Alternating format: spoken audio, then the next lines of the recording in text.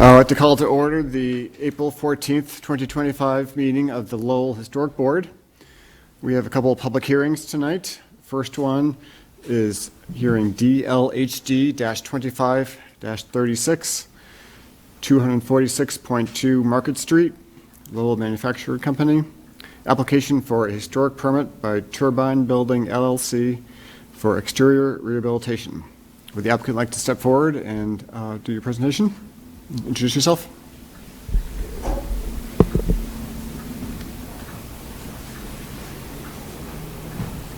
You hear me? That's for the TV as opposed to in the room. You have to project in here. Oh, okay. All right. Do I need to speak closer to the mic?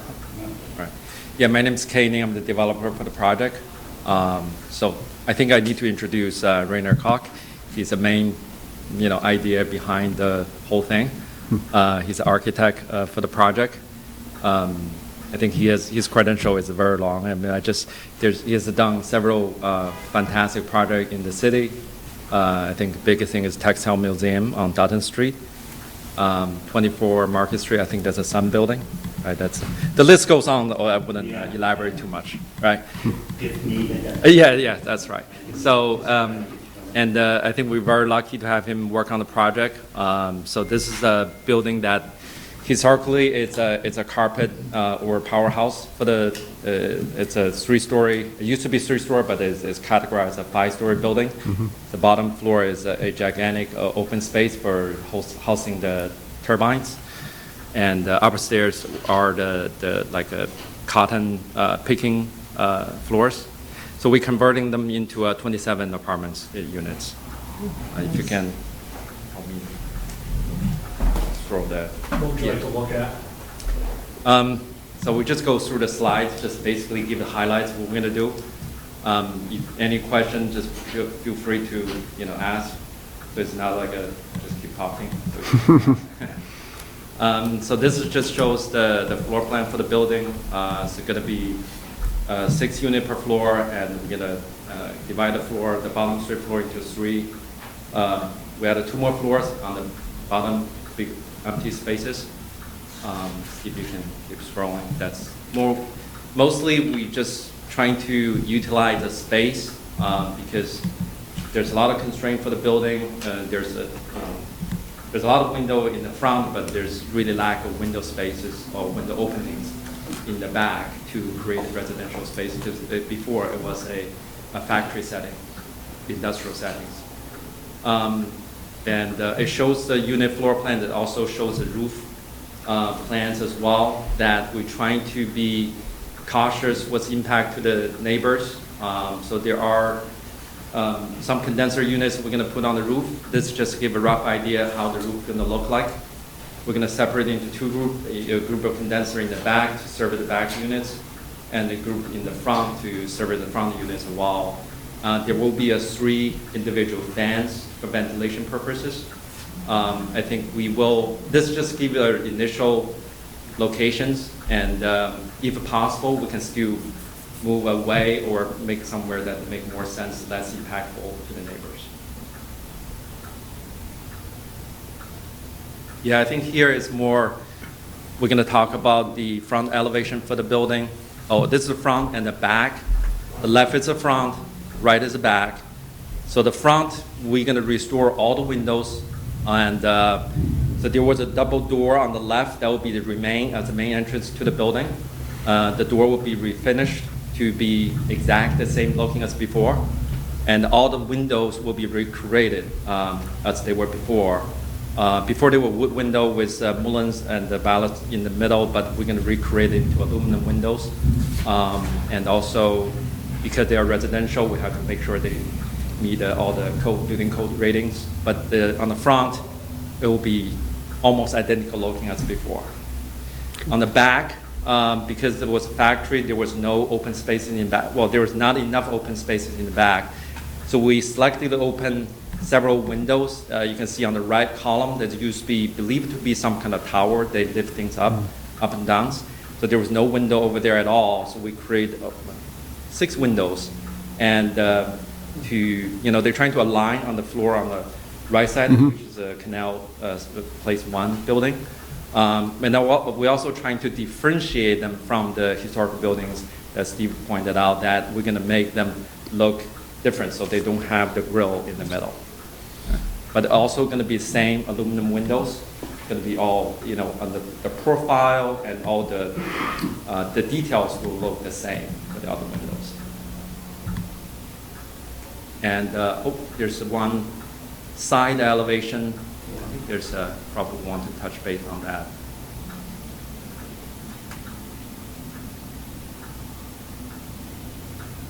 Yeah, so the window, we're trying to keep them the way that, there we go. Okay, so this is so the side elevation, this is between the building and I think Canal Place 2, and they're very close, as only it has an alleyway in the middle. It used to have some kind of openings and some kind of door over there.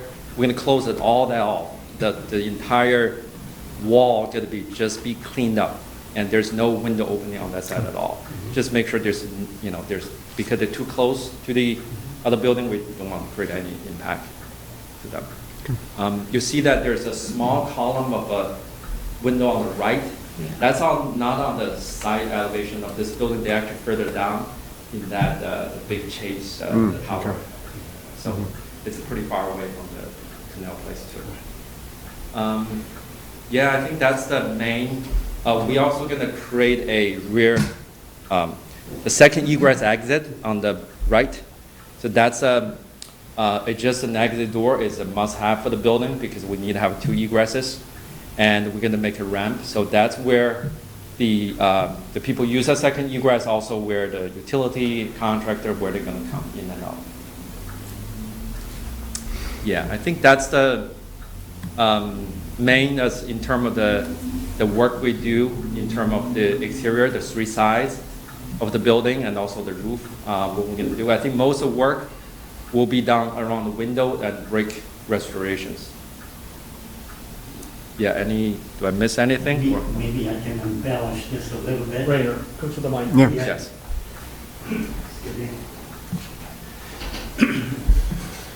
Maybe I can embellish this a little bit. This is quite a unique building. This is not your average mill building. I shouldn't really call it average, but this is a particular challenge for an architect to work with. It has these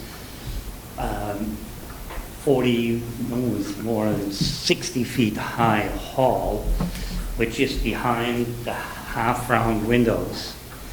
And of course, that's where the generators were. This is a hydroelectric plant that used water power to drive turbines, and then the turbines were connected through a belt drive in the back to the generator. And this entire inside was full of conduits and wires, and that was obviously part of the Bigelow carpet manufacturing activity.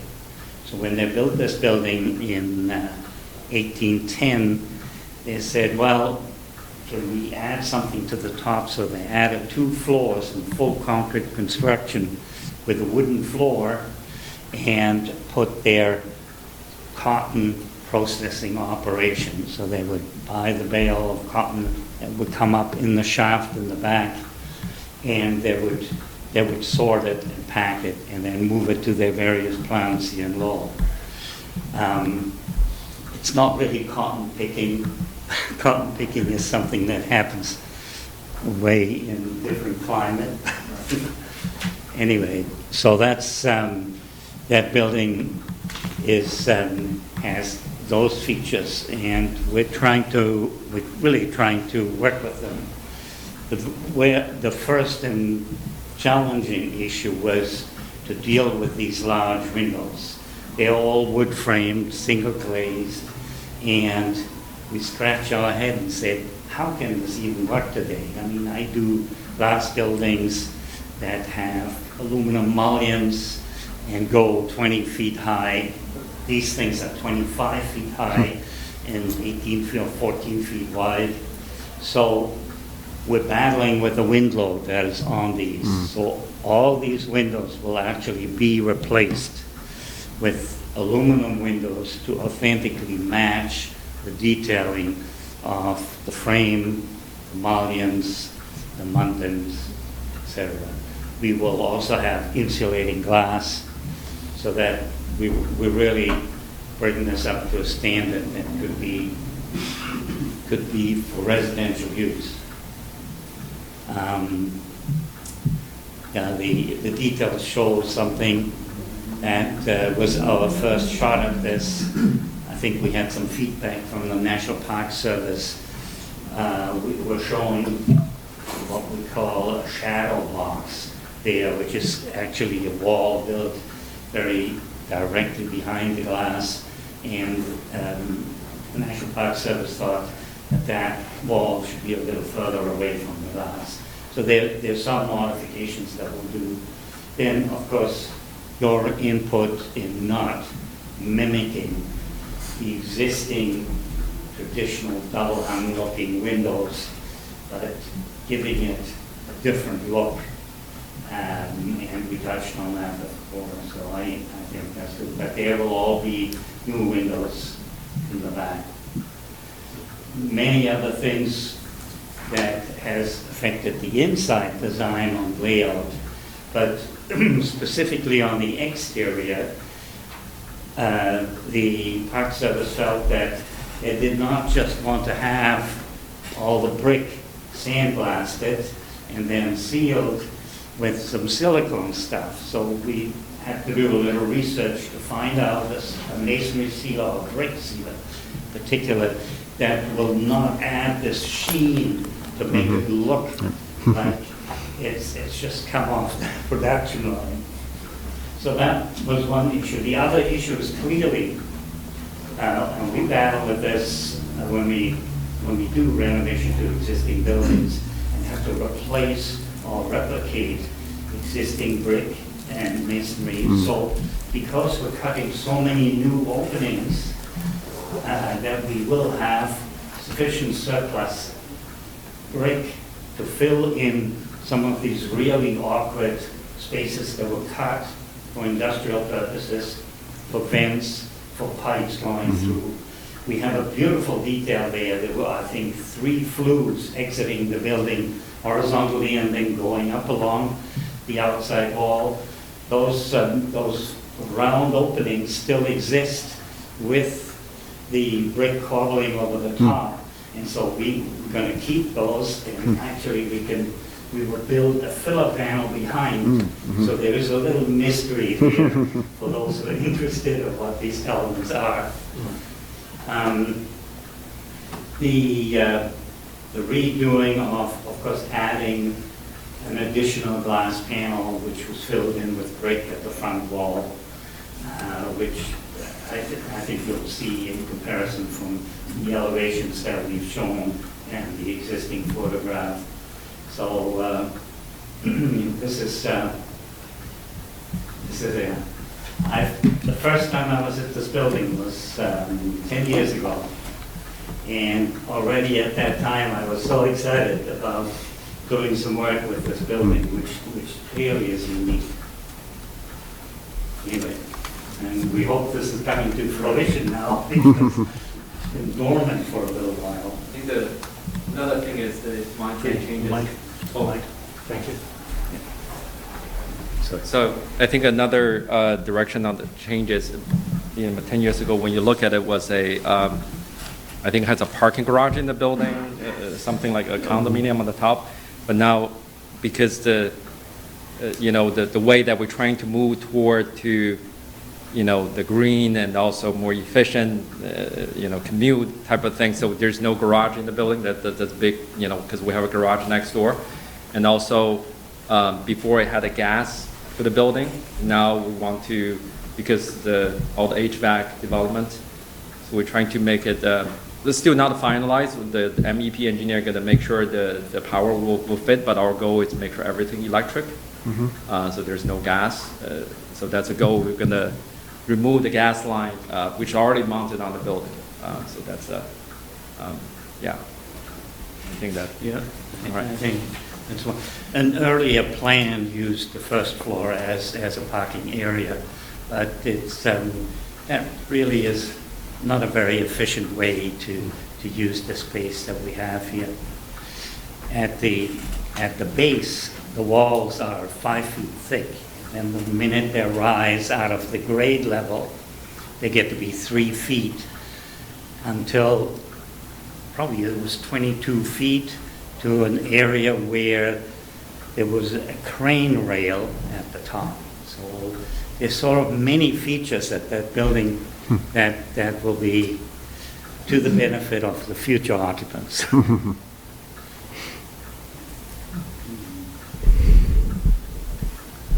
Okay, thank you. I'll now open the hearing up to public comment. Is there anyone here who wishes to speak in favor of this application? Step up to the podium and introduce yourself. Okay. Good evening. My name is James Wild, and I'm a resident of 200 Market Street, Canal Place 1, Unit 620. And my unit directly abuts, I overlook the roof of this building. So of all the buildings, of all the neighbors, I will be the most impacted by that.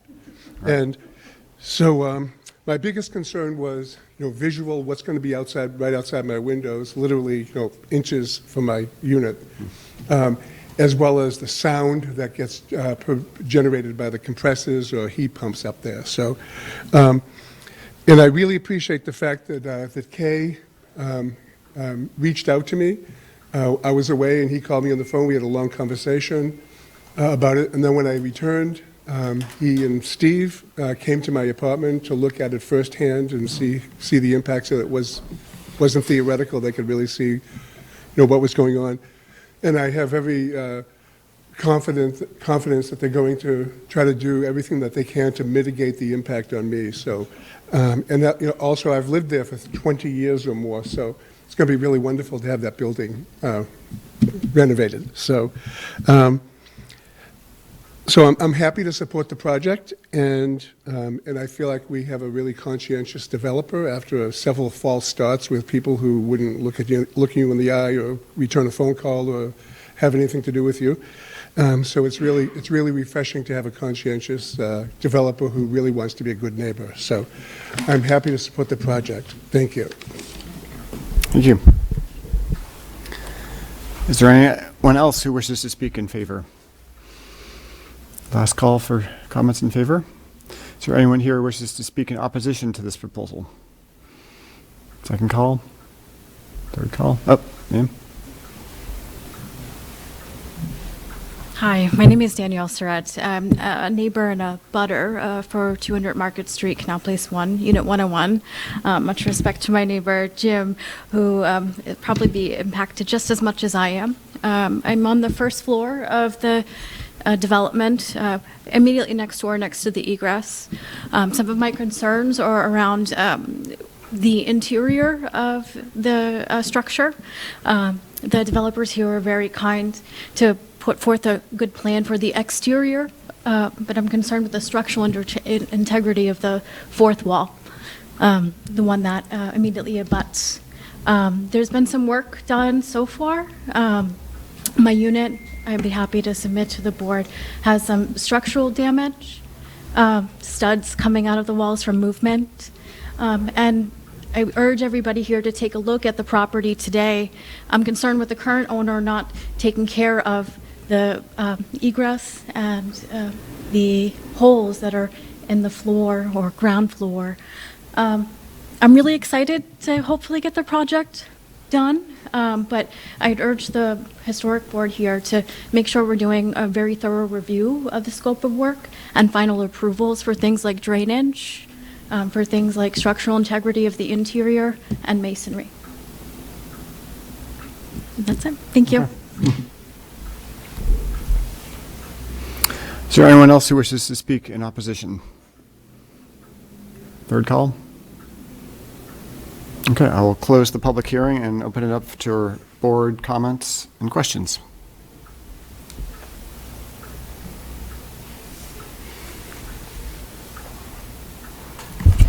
I just have a comment, and that was, I remember looking at this originally several years ago, and it's just nice to see that this is being revised and reiterated, and that the first floor will now be dwelling units and not a garage.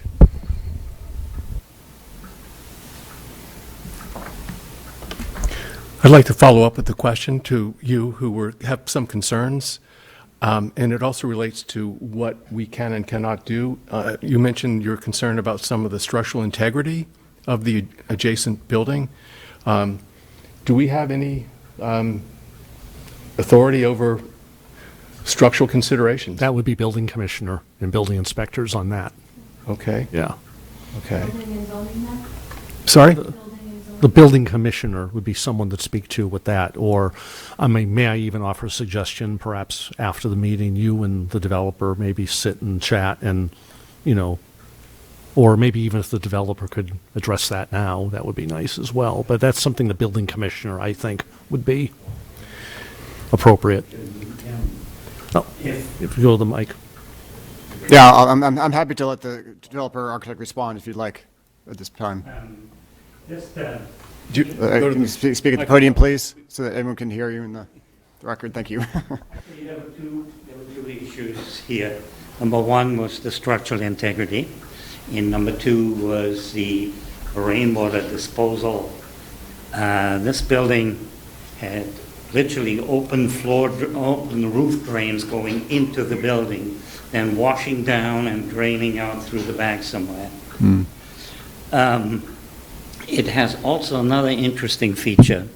I'll address that later, but structurally, we have just done a walkthrough with a structural engineer to look at the quality of the building, whether there were any issues that, number one, would affect your building or the building you live in, and or the building itself, whether there was any deterioration, any settling, anything that could be harmful if we put 27 residential units in.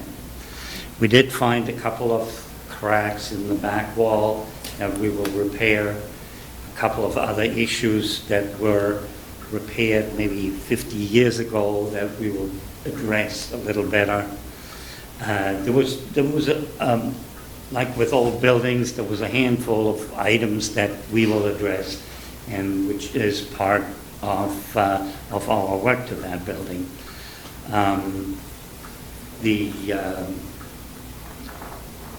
Let's see, the roof drainage the building has 4 roof drains, 2 at the lower end and 2 at the upper end. The roof is a concrete slab that pitches to one side. And you may ask, like somebody before figured, we don't need those roof drains at the upper end. So they are blocked off. So all the runoff from the water goes to the lower end and drains through 2 roof drains that probably are not sufficient. When you design today a roof surface, you have to address what we call ponding. So you always have flat roofs. You always have a high point and a low point. And there was a very deliberate purpose to have those roof drains at the upper end, at the high end, so that once that concrete slab fills up with water, increases the water load or the live load on that slab, it could go somewhere else because the 2 lower drains are blocked up. There was also a connection from I think there were some floor drains in the building itself for the cotton washing operation, so there are pickups for that also. I'm only describing this in detail so much that you get a feeling for our intent to make this right. I think there's no settlement that affects the Canal Place 1. I think we're sharing that exit stair, so it's of our concern clearly that all of that is intact and in order. I think we may, because this is considered a high-rise building, we may have to deal with high-rise conditions for pressurizing stairways and things like that. But that's a little bit down the road still. There is one problem that we've seen. This building had, like many other buildings in Lowell, a beautiful parapet cap. It's a waved terracotta, or maybe it's a cast stone glazed parapet cap. And some of those pieces are missing. Actually, quite a few pieces of this are missing. They're sort of like a tiled roof. They interlock at the junction, and they're sitting up there. So we either can take the ones that we have and do the front and as far as we can go down the side, and then do the rest back with some other covering with an aluminum cap or something like that. Or we could find a building that's being torn down here in Lowell or as anywhere else and buy some more. I don't know. Anyway, I don't know how important that is historically, but when you look up, you see the tiles, and then you see some that are missing. They're sort of beige brown. Anyway, I hope I addressed that structural issue. I do have another question about the windows. Sure. So my question is, for the new windows and the new window openings, will they be operable, or are all the windows essentially not operable? They will all be fixed. Okay. I think that it ties into a couple of other things. Operable window, you have to address security with the glass going all the way to the floor. If you have operable panels, people throwing things out, people jumping out. So clearly decided to make them fixed. Ventilation will be taken care of independently through the HVAC equipment. Thank you. Thank you. I was thinking especially of the new windows that you will be installing, where there's essentially just a Equally fixed. equally fixed. Equally fixed, yes. Okay. Okay.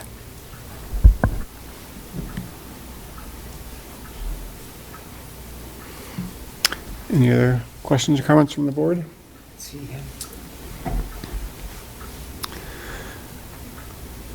Well, our public comment period is over, so I'm not sure if we can take some.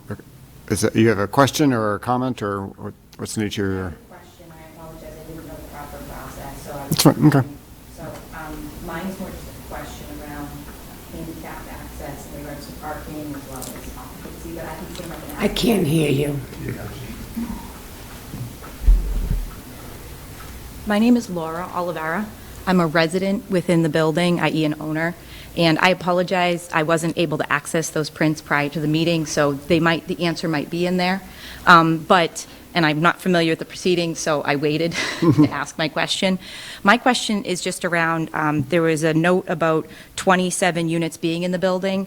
What's the maximum occupancy that would support that, as well as, since there's going to be no parking available and garage or public parking is going to be the only available, which is not in immediate proximity, what's going to be available for handicapped or temporary parking to load and unload? Those are my two questions. Are you all set with me? Yes, thank you. Sorry about that. No, sorry.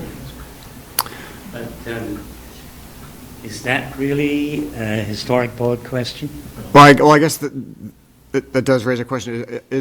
Are there any site improvements at the building, at the property that are being proposed? I'll answer the question. Number one is we're going to provide, as prescribed by the Massachusetts Handicap Code, 2 accessible units.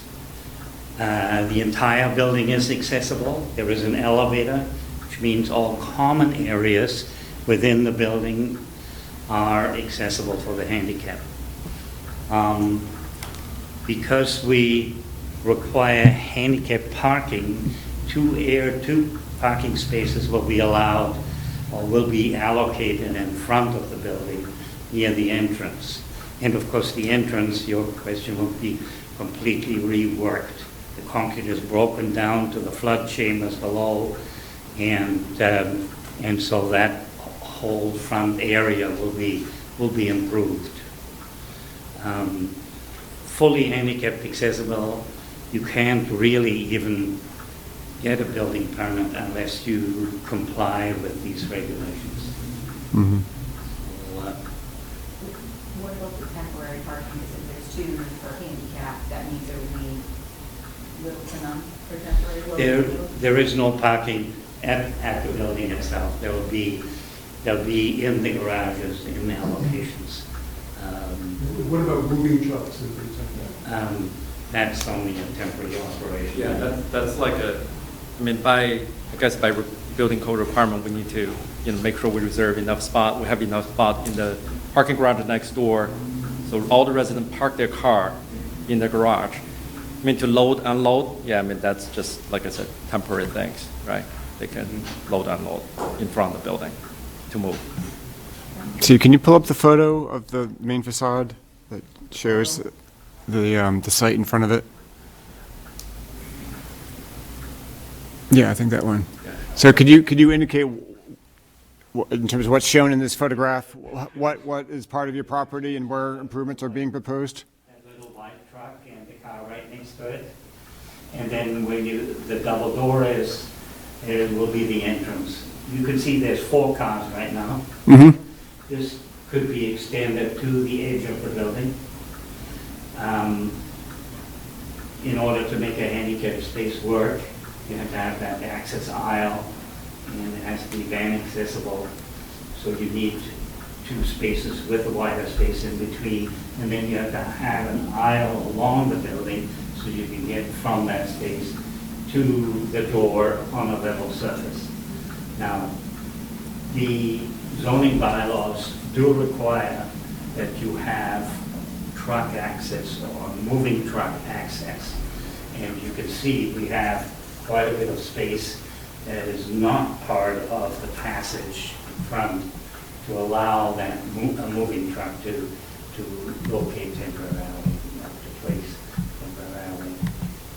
I've seen many worse conditions where you can't really have a moving truck unless it's on a public road, and then there are problems.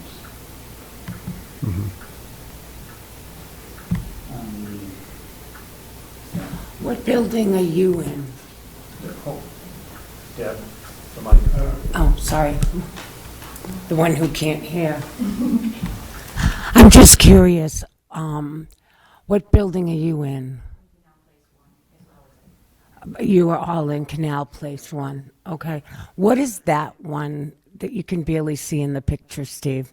Canal Place 3. That's Canal Place 3. Is that occupied? So the middle one is Canal Place 2 then? No, Canal Place 2 is.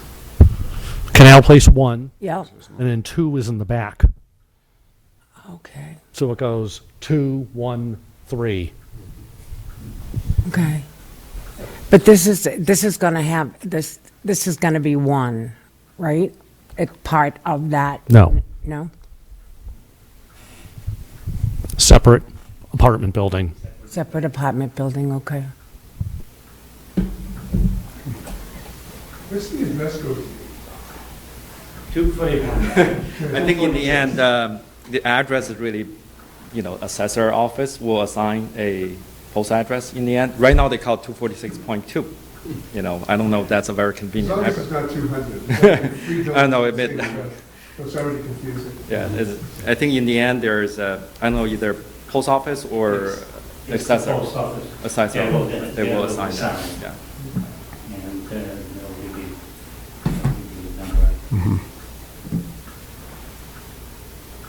I have another question. So the area that's to the right of your truck, Yeah. that I know the people from Canal Place 3 have recently planted there. Who Mhm. actually owns that land? Look at the passage that goes No, down. the piece, this piece right here,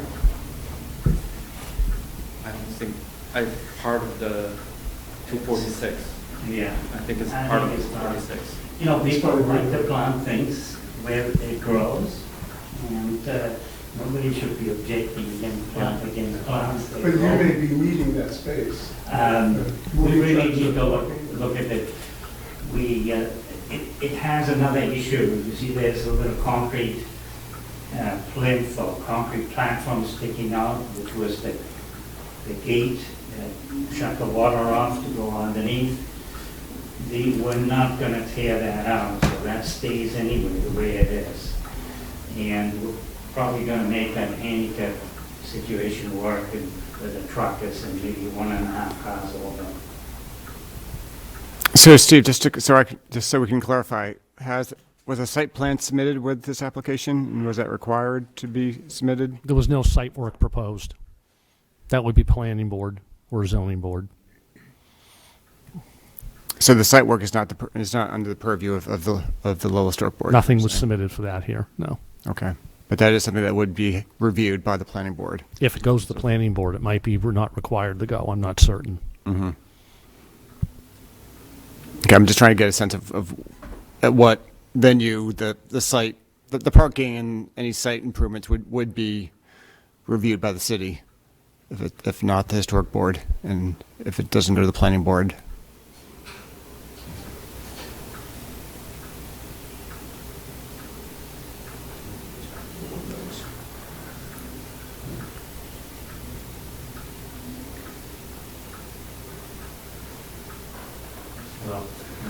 You could condition that to have it be a fall of a post-hearing. That's what I was thinking, that perhaps it could be part of the administrative review as among the other conditions that are typically put on. Thank you for raising that. I think the site plan should be part of our review.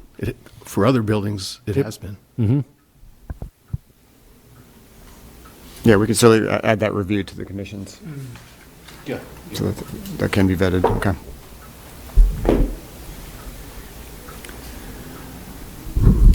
You mentioned that, I think it was in the minutes, that this is being submitted for review by the National Park Service for federal historic preservation tax credits. Is that review still underway, or has that been completed? Yeah, I mean, from the Park Services, they already provide their initial comments, mostly around the windows. And the rest of them are, so windows, we're going to supply more details, like if they want the more really tiny details, about exactly how you're going to build it. So we work with a window manufacturer to make sure that what we submit are the ones they're going to build, they are going to be making. Majority of their comments are interior finishes. Yep. How we retain the flooring. The building will be all concrete floor to maintain the industrial looks. And all the bricks, how they want it to be. Some old industrial paint, wall paint, want to retain in the common areas. So it's really just you walk in, you know this is a factory. Right. Right, although the Lowell Historic Board does not have purview over historic interior finishes, only items that are visible from the public way. But I think, Okay. as Rainer mentioned, that they do want, before we do any brickwork, we want to provide samples, that how we finish it, how we clean it, how we, coatings. They do have a say on that. Okay. Yep. Steve, can you bring up the slide that shows the existing north elevation and the proposed elevation side by side? While you're pulling that up, I just want to restate that super clearly because I'm sure there are people watching at home that won't have the subtleties of what was just covered. So the historic board, all of our power is on the outside of the building. We can't tell you what to do at all with the inside of your building. All we do is the outside. But in this particular case, the developers are looking for tax credits that are related to what the national park is able to sponsor, basically. So that's why they're having a conversation about what the inside of the building looks like. I just think that's good to know because it can all get kind of confusing. But the historic board will never tell you what to do with the inside of your building, only the outside, which kind of contributes to the larger look of the city. Thanks for that clarification. It's important. Is this what you were looking for this elevation here? Well, this should suffice. I understand that you're adding a new floor to, or the primary first floor that was a full height space. I think you said was like 60 feet tall. You're dividing that into 2 floors, correct?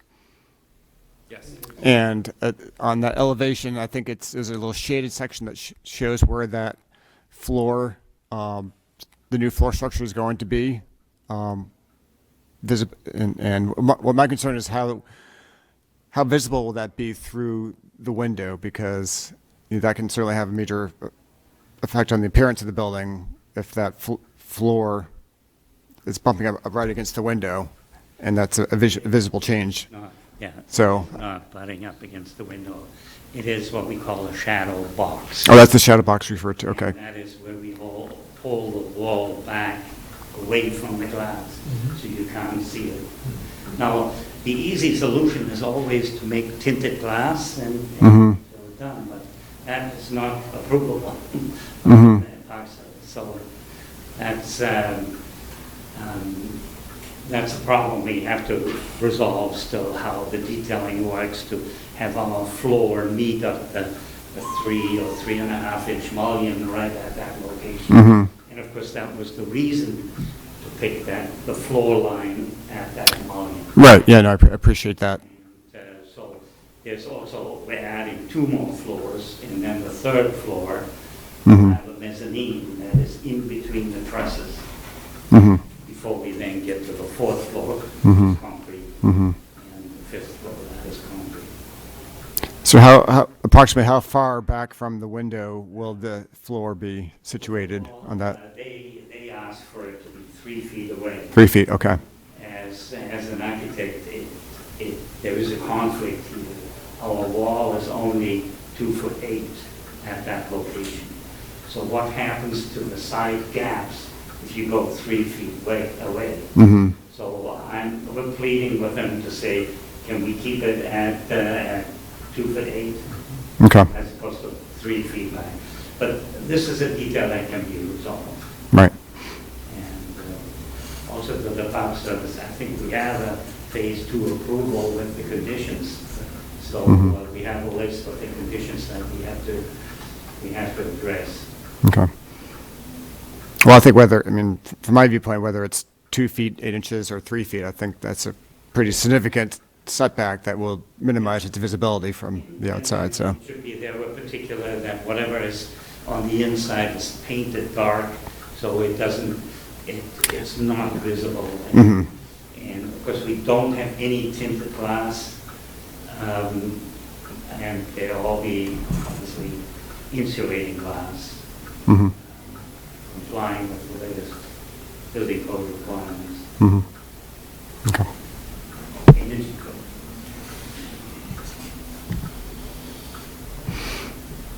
Thank you very much. Any other questions or comments? I have a comment, which I make all the time, so forgive me for repeating myself, but always delighted to see more housing getting built. That is something that the Historic Board is always very happy to approve. It's something we really need in the city, and we're always happy to do what we can to make the process smooth and make sure that it's possible to do that in as painless a way as possible while preserving the historic beauty of the city.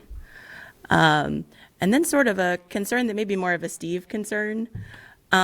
I worry a little bit about construction at this location because I am always a little worried about right next door, there's that sort of like ruin almost, like kind of a fragment of a building that's left that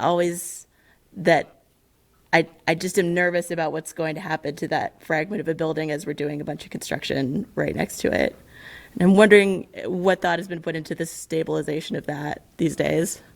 There's nothing new on that horizon right now. The Coal Pocket building that doesn't have the roof on it. No, there's nothing on the horizon for that one yet. But in the future, who knows?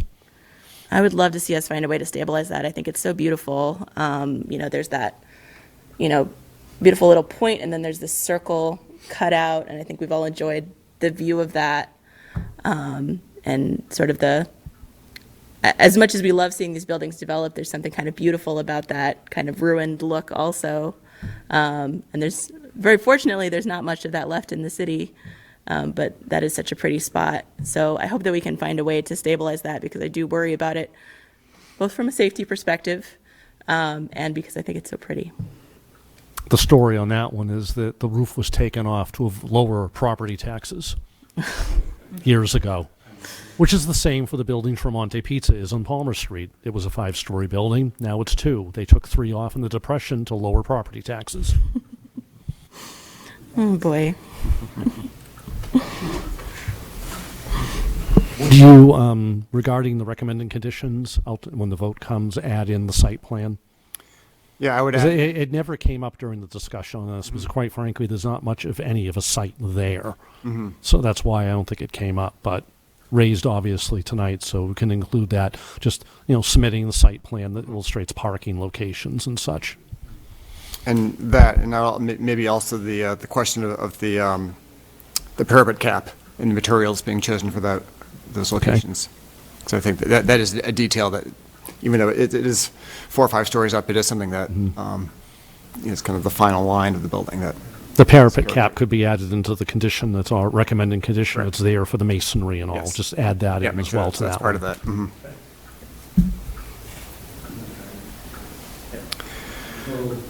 We'll come up with a solution for that. Mhm. I think we want to solve that ourselves. Okay. So if there's no more questions or comment from the board, I'll entertain a motion. I'll make the motion to approve the historic permit for the parcel 2246.2 Market Street with the additional items noted for condition number 2, to talk about the parapet cap as part of the, to talk about the, condition 2, to talk about the egress in the exterior site plan, and then on condition 4, to talk about the parapet cap with masonry. A second. All in favor? Aye. Aye. Thank you very much. Good luck in the project.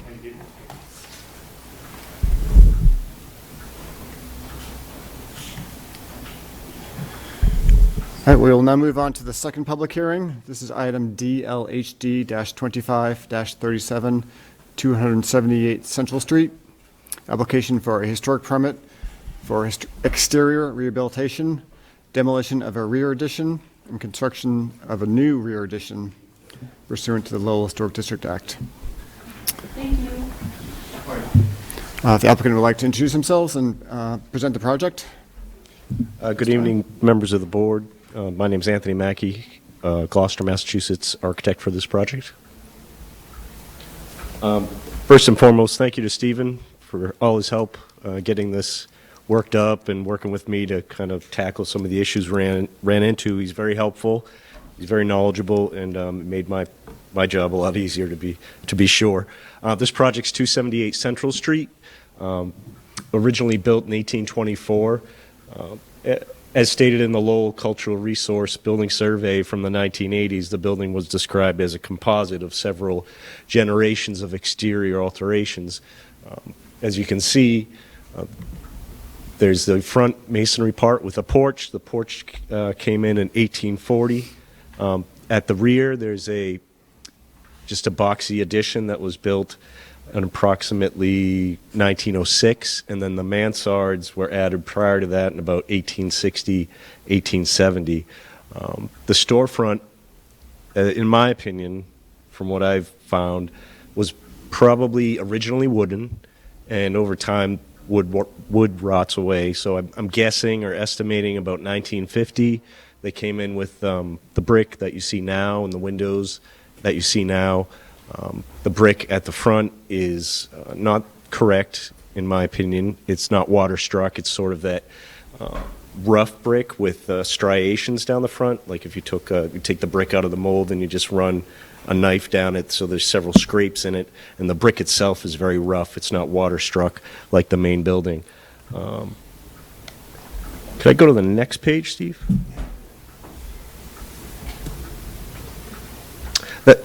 Sorry. That's a site plan of the site. Our building kind of takes up most of the lot as you see it. An interesting side note is that our building came kind of before the property line, so in some locations it's over by a few inches here and there. One interesting side note is right where Stephen's hand is, there's an easement granted to this building. In the way the easement is granted from the neighbor below, the Dunkin' Donuts building, if we were to ever to remove the rear portion or any portion of the building to put back, we're not allowed to kind of align the way it is now. We have to respect the existing property line. Next slide. So back down. Yep, this is my site plan for the project. It's a little difficult to see here, but the dashed gray area is the extent of the existing building as it stands today. The highlighted red area includes a replacement of that existing portion and an addition off the rear. Next slide. This is a floor plan of the building. If there's a way to make it smaller.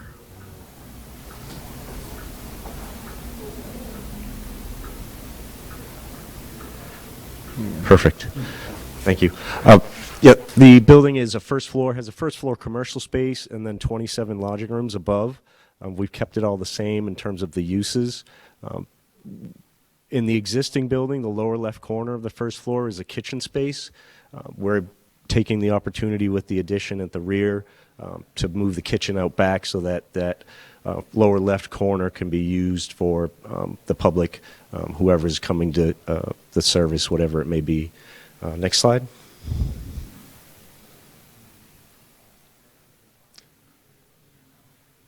Perfect.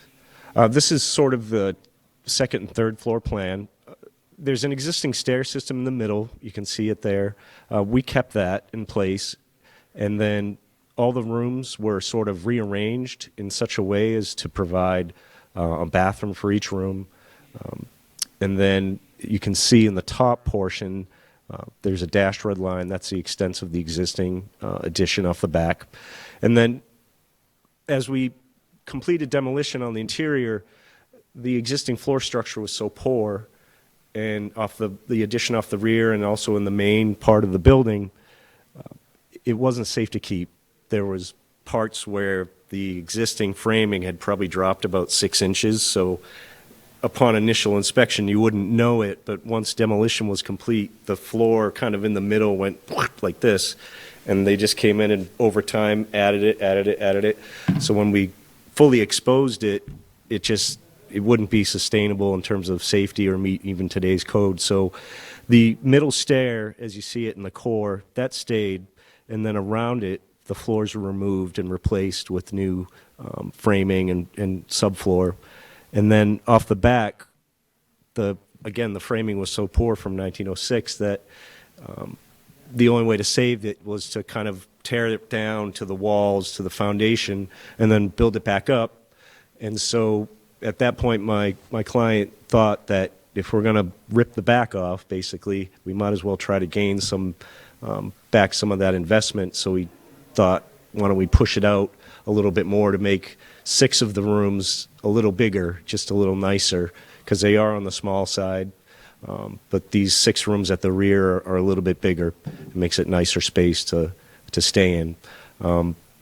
As part of this addition, I saw it as an opportunity to try to expose the existing building a little bit more. If you look at the pictures on the front first page, the addition at the rear, everything's aligned with those brick walls on either side.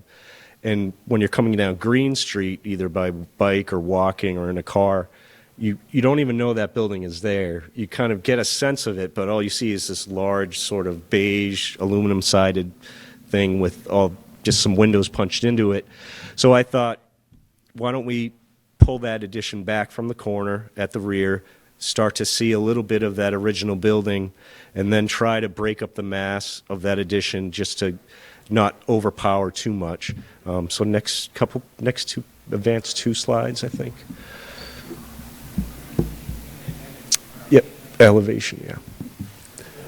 So this front elevation on the right-hand side, you can see the lower level new storefront we'll talk about more, the existing mansard roof at the top, and then the porch that was added 1840s. On the left side is the proposed addition. It's difficult to see, but that portion, the largest portion, is 3 stories tall, steps back about 18 inches, and that's going to be a mansard, kind of calling out to the mansard in terms of the scaling. And then on the right-hand side of that rear addition, we've pulled it back to try to duplicate that mansard detail that you see in the top left front elevation. We've mirrored it and put it on that back corner, which is now hidden. And then on the left side, we've pulled in the building again to try to make it a little bit smaller. Next slide. So this would be the elevation on Green Street. Again, you can see that on the top left of the brick portion, we've mirrored that mansard detailing, trying to make that building stand out a little bit more. And then upper left of the addition, you can see the eave detail where I step back about 18 inches, and then the vertical nature of that siding at the top to try to speak to and break it apart a little bit from the mass of the building. Next slide.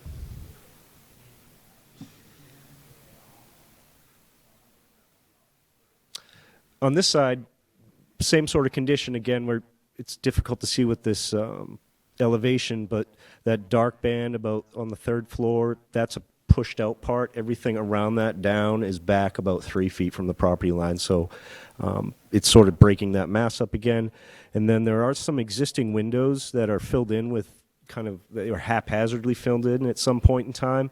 So what I'm proposing as part of this work is to take that existing infill out, try to find some water-struck brick that's close to what's there, and then push it back about 1.5 inches, replace the window sills to match. There's 3 or 4 new window sills that we would put in, install new brick so that the shadows will really let that window pop. Next slide. So this one is kind of the bugaboo.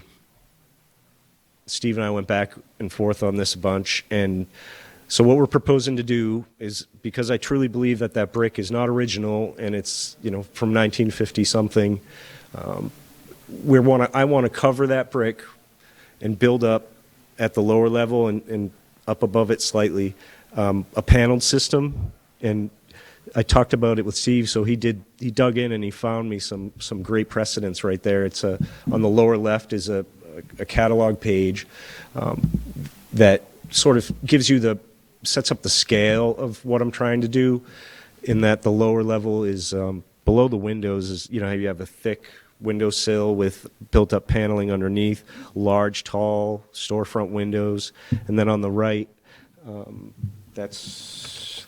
apologies.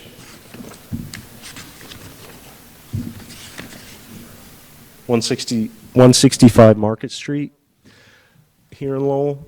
And again, I just was using it as sort of an inspiration to try to pull that front together more.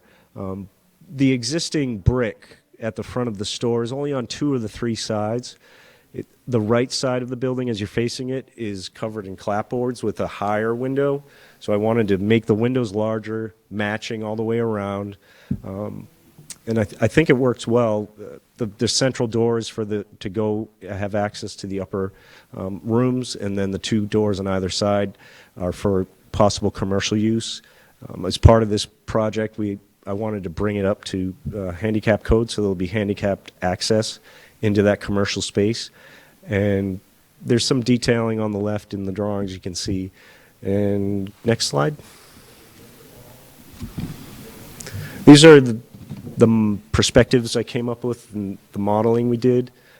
I think it works pretty well. And the goal wasn't to get it back to, was trying to get it back to 1840-ish, but I would say we're landing somewhere solidly 1860 from the detailing. There's still some more fine-tuning that needs to occur. I plan to work with Steve on that. And then you can start to see some of on the lower left corner, that perspective gives you a little more sense of the depth of the addition, pulling it back, trying to break it up. Another inspiration was the building directly across Green Street, the Symphony back end. It's a new construction on the back, but I think it looks really nice and works well with that existing beautiful front. So that's what we're working to achieve. Next slide. This is the mechanical systems that will be on the roof. I just recounted them to make sure. I think there's 29 HVAC units on the roof. The engineer did a pretty good job laying them out, I think. They're far enough back from the side of the roof, the front and the back of the roof. They won't be seen from sidewalk level. Each unit is about, with the clearances required for snow, it's going to be out 36 inches off the membrane of the roof. They're 31 inches wide and then 13 inches deep. So there's a lot of them, but I don't think you're going to see them from the street level for sure. Next slide. This is a panel system we want to use. That's not the color that we're going to use. We're leaning towards a slate gray or dove gray. It's on the drawings if you look at them when you get a second. I think it's speaks to the brick in terms of the running bond pattern. It's about the same scale as the brick in terms of proportionally. So I think it would be a fun thing to put this on the back of the building. That's what we're going to propose. Next slide.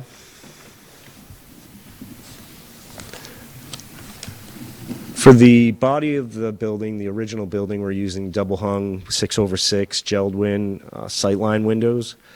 We're going to do custom brick mold to match what is there. And then on the addition, currently, I'm proposing 1/1 double hung windows at the back. Next slide.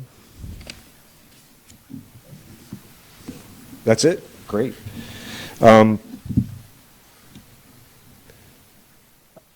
I think it's a really neat project. It's had a history, this building. It's according to the survey from 1980, it's the oldest active hotel in the city of Lowell, and which is a feat, I think. So the project itself has moved along. We've completed interior demolition. We've reframed the floors. We've retained that central hallway system that will be restored once it's done. We've had to jack that up probably about, in spots, 6 inches, just because of the way the building sunk in the middle. And then I think it's going to be really nice when it's all said and done. And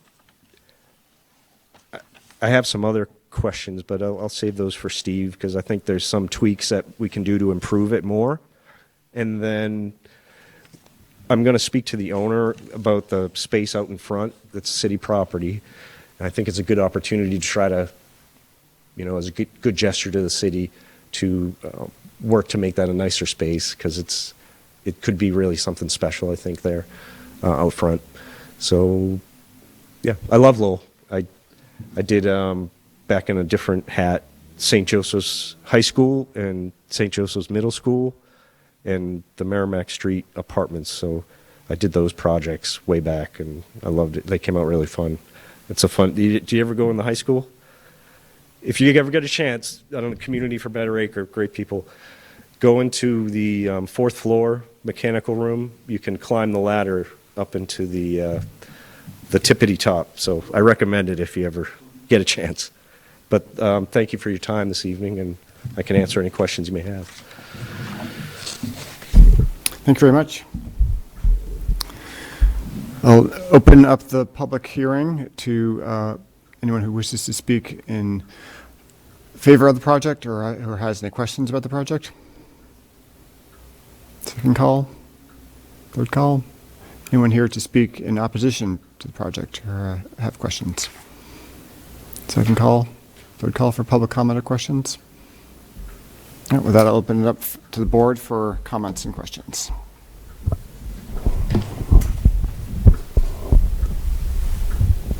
Mr. Chairman, I just have a comment. I think this is a very respectful re-envisioning of this building. It maintains the brickwork, and the integrity of what we're kind of familiar with, but presents it in a new light. And I like how it relates to the Rialto addition, which is across the street as part of the community college, where it's the brickwork and the brickwork in the front, and then the more modernized theater building in the back. And so I feel this just kind of fits in nicely with that neighborhood. Thank you. I just want to agree with that very much. I think you've done a very nice design job, and I like the way you've kind of highlighted and respected the mansard 1860s look. And I like the way, too, that you've kind of reshaped the massing for the addition. So it really, I think, will be compatible with the historic structure. I did have a question about the interior. Just out of curiosity, were the floor joists completely shot, or you? Yeah, the existing framing was a combination of logs and planks. And over time, the way the building was built, there was the outside masonry walls and then the interior stair, I'm assuming, was the original layout of the building. Everything went from the outside into the inside, and the inside sunk. But I think over time, yeah, they were pretty rotted, and there were a few fires over the years in that place.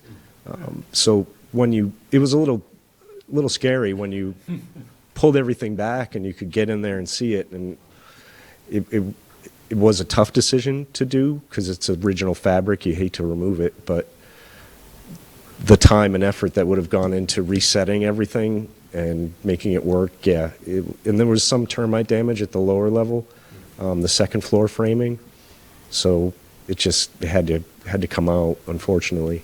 But we did the rooms themselves upon initial inspection. The first time I went back into this building was middle to late 2021, and there wasn't anything of note because over the years it had been changed so many times that a lot of the original features were removed. The original building's interior wall finish was just plaster on brick, and that got... Was there any remnants of mortise and tenon structure? I'll check my pictures, but there was some. But again, it was the tenon wasn't fully locked into its mortise anymore because it did this, sort of separated a lot. But I was more surprised at the condition of the back, just in terms of sometimes there's just not much holding up these floors when you really look at it. Well, I'm excited to see that corner rehabbed. Yeah, it's a great spot. Sorry. Urban design-wise, there's a lot going on there. I'm really excited that this isn't getting turned into condos and is instead going to be the housing style it was previously. I think we're all happy to see marble countertopped condos come into Lowell, but we know also that not everyone can afford those, and that there are people that need this style of housing, and this style of housing in particular, I know there's such a shortage of. So when I heard this building was being rehabbed, I was really concerned that the housing that it offered to people was just going to totally disappear from the map. So I'm really happy to hear that it's going to be this level of housing because it's really needed. On a historic level, it's just kind of neat that it's able to continue to be that style, which, of course, over the years, many Lowellians would have lived in. So it's kind of interesting to see that the building continue to have that history. Yeah, I think it's a function of its location, too. It's got a street in the front, street on the side, and then it's sort of isolated. So it didn't lend itself to any other use, maybe over time. And it's central, so if you were to come from somewhere to go to the opera or something in the old days, why not stay there, right? It's easy. It's right there, right in the middle of the city. Whatever you're going to do in the front, you need to, whatever you're doing in the front, I just think it needs a lot of lighting. Yes, yeah, I agree. One last thing to note on the storefronts is that, well, we went around a little bit on the designs of those, and I think when you look at the building, it's roughly it's 1825, but let's say it goes more to the 60s now with the mansard roof, and so I was able to provide Anthony with examples of similar era building storefronts on Central as well as on Market Street with kind of the cross storefront glass, and having some of the vintage builders catalogs and manuals to also come in handy of how to actually design and build them. So I think it's going to be interesting to see that get back in place. It'll be different than the ones most recently done on Market Street at 199 and 57, which are more later period historic storefronts. These are much earlier, like the ones at 165 on the Market Gallery or the Hoods building.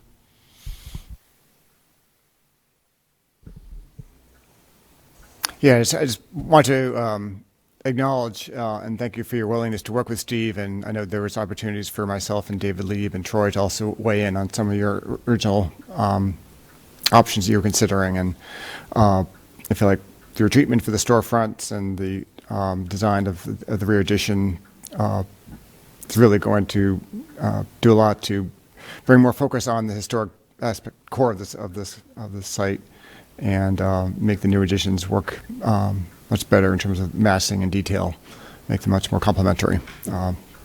So I just wanted to thank you for that. Thank you. I did have one detail question related to the mansard roof on the main south facade. What's the current material of that mansard roof? Slate, Slate. fish scale slate. Okay. And is that going to be preserved? Yes. Okay. That's one of the things I was thinking about, is if I can get the owner to do it. On the lower right picture, you see it's got that clapboard in the top left. Yeah, I had a question about that. I Mhm. want to make that. Yeah, I was going to say, if you could carry that around with new slate, that would really kind of be a nice detail. I don't think it needs to happen on the back end of it, but I Both think to sides. carry it around the corner, Yeah. both sides, I think would be, right. Yeah. That'd be just a small detail, but I think it would One, enhance the project. I guess, a design question while I have you all here. If you look at the side elevation, my mansard in the front doesn't exactly match the mansard in the back, the proposed mansard detailing. Mm-hmm. That's because the roof slopes. Right. Mm-hmm. Would you be opposed to a false mansard that sticks up 12 to 18 inches on the side elevation just so it's balanced? If you could pull up the elevation drawings.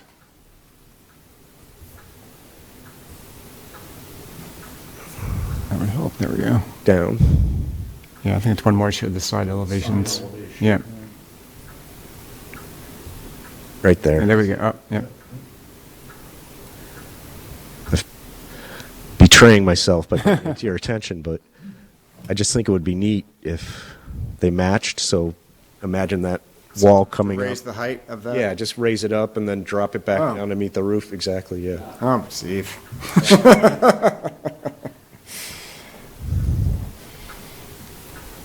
Because right now I'm just pulling that roof plane over to the mansard, and where it meets, it meets. Yeah, I would not object to that. I mean, this is not a view the public generally sees, so I think from the ground level, that height difference probably isn't as noticeable. In concept, I would say yes, if you could make those match, great, but if it has to stay where it is, I don't think you would notice it, that difference a whole lot. Okay. Just given the. I agree with that. I don't think you have to adjust that, Okay. but if you could, I think that would be fine. All right, I'll give it a shot. Appreciate that, yeah. Yeah, and I'll just add, I don't even know if it's necessary because the back is a little different from the front to begin with. So you almost don't want to make it forced either, right? So getcha. it's a decision call, but you don't want to force it either. Right. Oh, that's good. Yeah, I mean, it was kind of authentically funky. Like, this is the way they did it. Whether they did it beautifully or not, that's what it was. You might as well leave it. But if aesthetically you'd prefer it to look nicer, I think we would all understand. That's the problem. You see these drawings, everything's flat, and then you start Right. thinking of lining things up, but in reality, you don't see it that way. So I should take a step back maybe and check myself on this a little bit. You'd love to know, the people who originally built the building, why did they do it like that? Did it just kind of come out lumpy and they were like, "Ooh, well, good enough," or maybe they liked it that way? Who knows? Right, the outside walls are built very well. They haven't moved, to my knowledge. It's just that center core sort of got sunk in the middle a little bit for some reason. I'm not quite sure, but it is 1824, so time.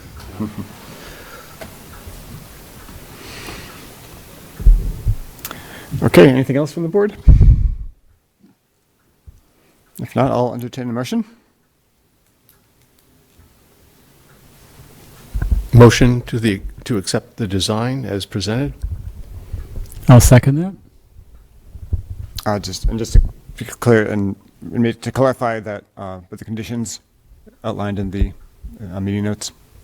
Yes. Okay. I'll still second that, yes. On favor? Aye. Aye. Thank you. Congratulations. Good luck in the project. Thank you very much. Looking forward to seeing this.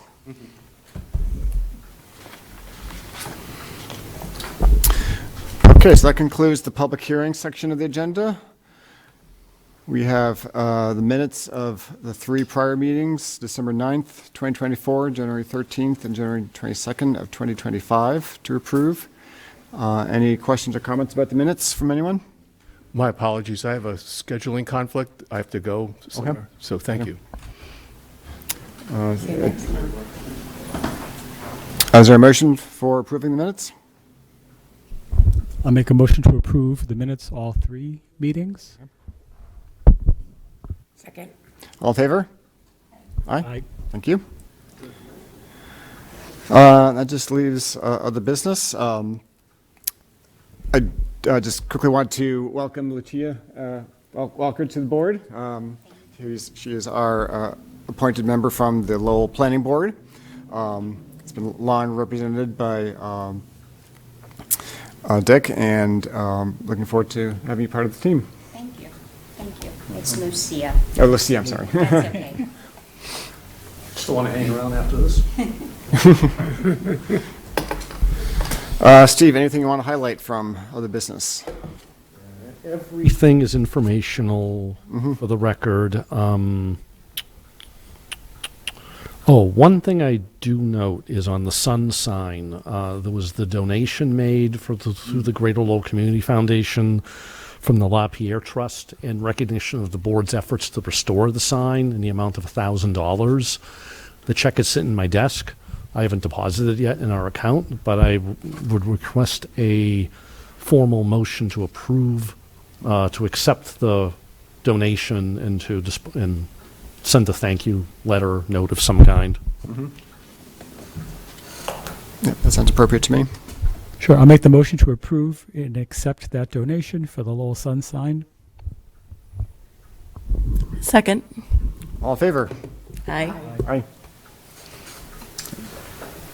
Let's see, what else? Really, it's all informational there. Invitations will go out for the Robert Malovich Bridge dedication for May 5th on that Monday, as will go out for the exhibit the next evening right after that we're working on for the lobby for Preservation Month. So there'll be a reception for that exhibit opening in May, the 6th at 5:30. So I just saw the most recent draft designs from one of the employees down in the case office is designing them based upon all the text and the images I got her. So there'll be 7 panels in the exhibit, and there'll be a short speaking program and so forth that night. So it'll be nice to have that installed for the month of May downstairs. Great.